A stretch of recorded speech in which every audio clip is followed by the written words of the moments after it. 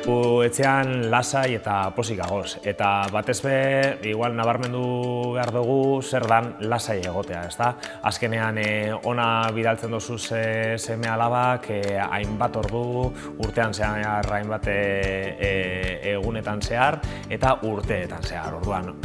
Horretarako lasaitasuna jaso behar duzu.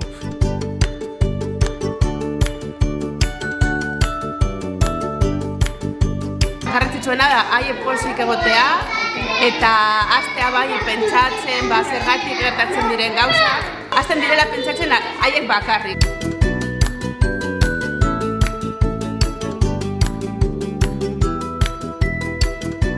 Asko gustatzen jaku ikastolak zelako berrikuntzak sartzen ari dan, HH Irunbe ikusi behar da zelako obra egin duten, eta azkenean zirkulazio librea eta nabarria, eta hori asko gustatzen jaku.